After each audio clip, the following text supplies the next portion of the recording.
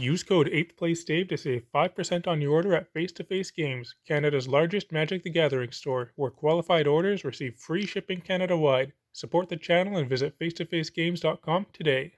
So I just got back from the Dominaria United pre-release event, and I just kind of wanted to share my experiences, do kind of a mini deck tech on this deck that I played, and also open up a couple of prize packs. So this event was a lot of fun. I believe it was all filled up with a cap of maybe around 16 people or so. It seemed like there were a lot of returning and new players, kind of the same as the previous Dominaria set actually. And for this event, I actually went to it with my brother, who I recently introduced to Magic, and this was the first event that he's gone to, so that was a lot of fun to be able to hang out and play in the event together. So I finished 2-1, and he finished 1-2, but the way the prizing worked at this event was they just gave out a pack per win, basically.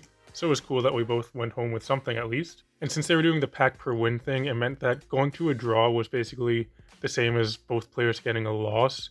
So my first round actually would have been a draw because it went to time, but I ended up just giving the win to my opponent so that at least one of us would get something out of it. But then my opponent at the end of the event decided to just split the pack that he got with me anyway, so that was a nice gesture. So this is the deck that I finally ended up with, but this is not how it started out. It changed several times throughout the night. You can see this is base black with some white and a small splash of green.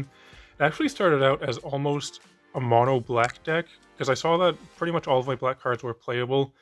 There were not quite enough to fill out a whole deck though, so I needed a few of at least just another color.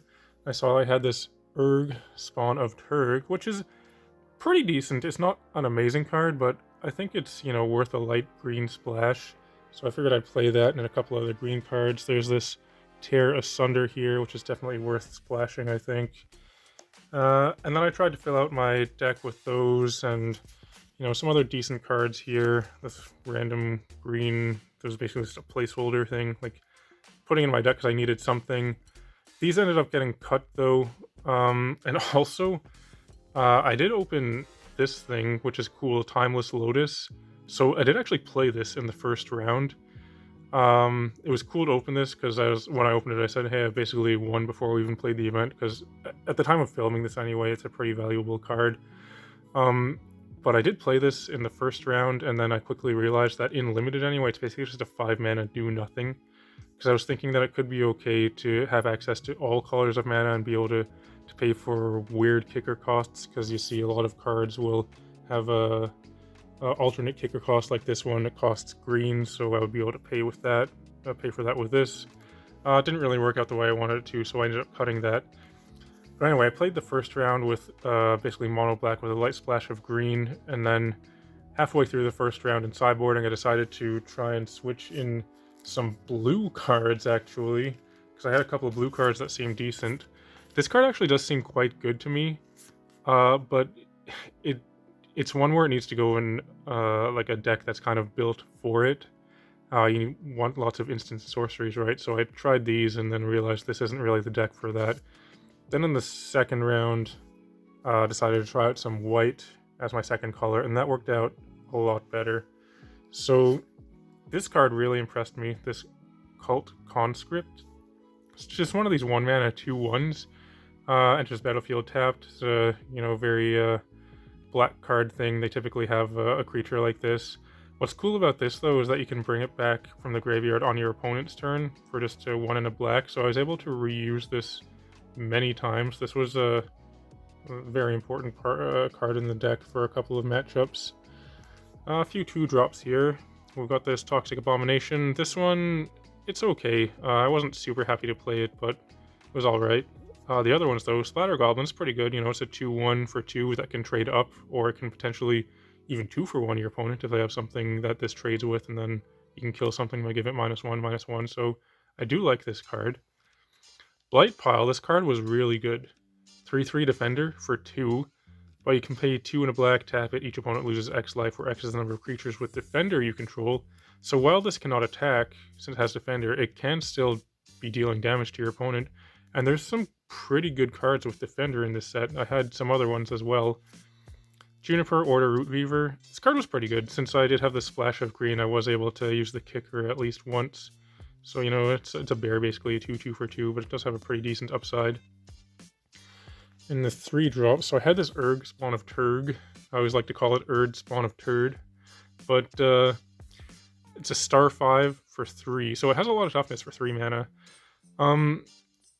I like just this second ability basically though. So it's very similar to something like Search for Azcanta, which can provide a lot of value. So its power is equal to the number of lands in your graveyard. So it can be kind of difficult to give it a lot of power, but what I like about this is for 3 mana, it's a big blocker you can play, and then just at the beginning of your upkeep, look at the top card of your library. If you want to put it in the graveyard, you can. So that can really filter through your deck and also be a good blocker, and you can sack a land to gain life if you need to. That will also power this up. So I do like this card.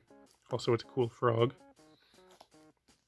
Eerie Soul Tender, I played this in the event and also played this on Arena a few times, and this card has really impressed me in Limited for 3 mana. A 3-1, so it can trade with a lot of stuff. It mills 3 when you play it, but being able to pay 5 mana, exile this from your graveyard, and rebuy any creature is a lot of value on, just a 3-drop. So I do like that one quite a lot. I could see myself playing multiples of that. Automatic Librarian, one that I'm not super happy to be playing, but Scry 2 on a colorless thing can be quite big, because if you're being color screwed, you'll be able to play this no matter what color you have and scry into the lands that you need. Phyrex Enrager, this is being reprinted a few times. It's a good card. I think a lot of us know that already. This one also impressed me a lot, Shivering Barricade. So this is another one with Defender that I have for 3 mana, 2/4, so good stats. But you can pay 2 and a black, sacrifice a creature, you gain 1 life and draw a card. So I was able to take advantage of this creature by being able to sack it and rebuy it sometimes. It's pretty decent. I like this card as well. And the 4-drops. I did actually have 2 of this card, Shield Wall Sentinel. 4 mana, 1/3, so its stats suck, but it's a defender. But when it enters the battlefield, you can search your library for a creature with defender, reveal it, and put it into your hand. So I could play this to tutor out one of my other defenders, and then there were times, so I had 3 cards with the defender in my deck, those other 2, and this one. There were times when I had all 3 out in play, and I was able to be tapping my Blight pile to drain the opponent for 3 each time, which was pretty big, actually. Tattered Apparition, this is another one that really impressed me. Initially, when I saw this, I felt kind of meh about it, but for 4 mana, a 2/2 flyer that has the Shade effect it did a lot of work, actually, because, the games can tend to go long. It was good enough that I actually played 2, and I could see myself playing 2 of this quite happily in other decks as well in Limited. But yeah, since the games can tend to go kind of long, there were times when I would be swinging for like 6 with this, so this did do a lot of work as well. And this Sengir Connoisseur, it's a good card, 3/3 flyer that can get bigger for 5, but I didn't really get to play it a whole lot. It would just die when I played it, basically. Eat some removal. Shalai's Acolyte, another good one that can take advantage of the light green splash that I had for the kicker cost. So for the splashes, I was able to splash green pretty easily because I did get 2 of these dual lands. None of them for white, though, so I just played 4 plains. That was another reason why I was originally playing the Timeless Lotus, because I figured it would help me with those kind of things. I'd cut that, like I said, though, but I did have this Meteorite. So this is another reprint. This is another card where I'm not really super happy to have it in my deck, but it did actually do a lot of work. Being able to be basically a 5 mana shock was good enough for what I needed it to be, and then adding 1 mana of any color. Things in this set in particular that add a mana of any color seem a lot stronger than they normally would be, because you can pay those weird kicker costs. I didn't get any copy of this one land, but there's I think it's a common gold land where it's like you scry when you play it, and you can pay 1 and tap it to get a mana of any color. That card seems really good because you can get any 1 mana of any color, it comes into play untapped, and also you get to scry off of it. Terra Sunder, this card is really good. This did so much work. It's just a 1 and a green instant, exile an artifact or enchantment, but if you pay 1 and a black as well, exile target non-land permanent at instant speed for 4 mana. This seems constructed playable to me. It's very flexible. 1 Bone Splinters. I never cast this, but you know, Bone Splinters is fine. It's being reprinted a bunch of times. Tribute to Urborg is cool. Instant, give a creature -2/-2. If you can pay the kicker cost, the creature gets an additional -1/-1 till end of turn for each instant and sorcery in your graveyard. Now, this one is actually a little bit confusing. I'd have to think about this a bit or look up the ruling anyway, because you can tell me in the comments how this exactly works, but I feel like could this be one of the situations similar to a Tarmogoyf Lightning Bolt? Like, say I have 0 instants and sorceries in my graveyard, and I play this with the kicker cost. Would this basically count itself in the graveyard when it resolves to give an additional -1/-1? That interaction never came up, but I was wondering throughout the night, how is that exactly going to work out? It would have had to figure that out, but it just never came up. Destroy Evil, pretty flexible. Destroy an enchantment or a creature with toughness 4 or greater. There were times when I was able to destroy the opponent's enchantment that was exiling my creature. Cut Down, very good piece of 1 mana removal. This card, Take Up the Shield, this is one of the cards that has impressed me the most in this set. This is one that stuck out to me when I was playing on an arena with the sealed events, but this seems like such a good combat trick. So for 2 mana, it's an instant, you put a 1/1 counter on a creature, it gains lifelink and indestructible till end of turn. So it's basically a removal spell because if like you want to play this in combat, right? So on a surprise blocker, or you know, if your opponent tries to block your attacker and they think it's going to be profitable for them, your creature will survive because it's indestructible. You'll gain a bunch of life because it gains lifelink, and gaining life unlimited is quite good. But also, it puts a 1/1 counter on the creature. It's not even just an until end of turn effect. So this does so much for just 2 mana. I'm really impressed with this combat trick. And then an Artillery Blast, just as some extra removal. So that's the deck that I played. As I said, I went 2-1. I'm pretty happy with how this one turned out, and there's some cards in here that impressed me quite a bit more than they initially had.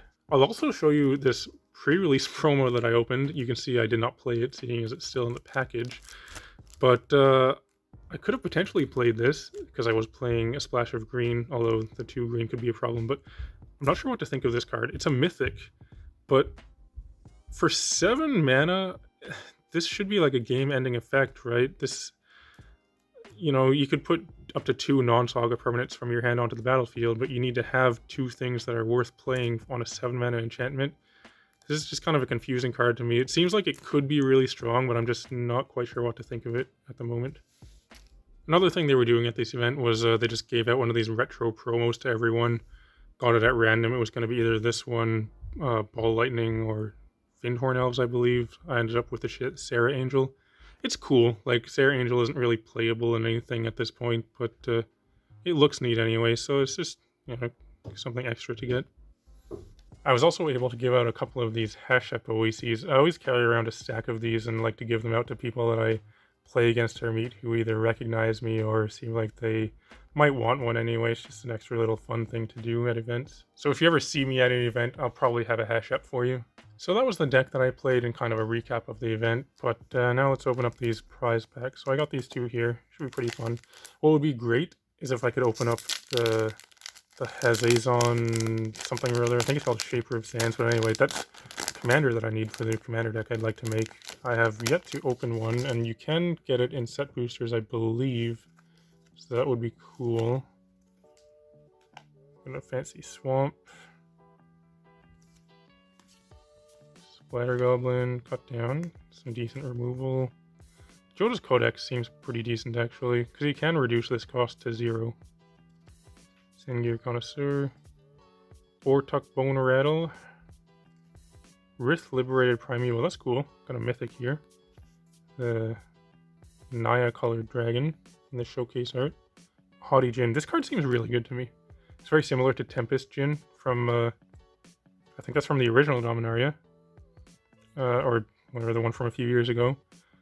But that card was really good, and this one seems potentially even better. So kind of have high hopes for that card there. And a foil Phyrexian Missionary. Alright. What about this other pack?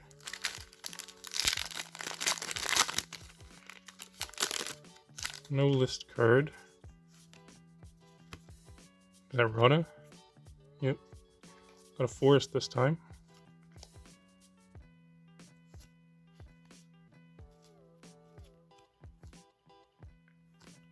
I'll do an Atrocity, Tori, Green Sleeves, Morrow Sorcerer. So this is one of the commander cards in a mythic. It's not the one I'm looking for, but it's still cool. That's a neat one to get. We have a rare Temporal Firestorm. This is a cool card. I played this on Arena in the sealed event, and this kind of impressed me actually. Flexible Wrath, foil uncommon, Blight Pile. As I said, I was a fan of that in my deck. And a soldier, so that's cool. You know, got a mythic, got two mythics actually, one of the commander ones and this one, so yeah, I can't really complain about that. So that's going to do it for this one. If you went to one of the pre-release events, you can feel free to share your experience in the comments below, and I'd be interested to read your experiences with that. Maybe there were some commons and uncommons that surprised you, like those other ones did for me that I played, with how well they performed. But anyway, if you're still watching, thanks for watching. It'd be cool if you can like and subscribe and all that kind of stuff. I'd encourage everyone to come join my Discord server. You can find a link to that in the video description below. In the video description, you can also find my affiliate links for Dragon Shield. In case you'd like to make any purchases from Dragon Shield, you can follow those and support the channel while you do so. But otherwise, thanks for watching, and I'll talk to you later.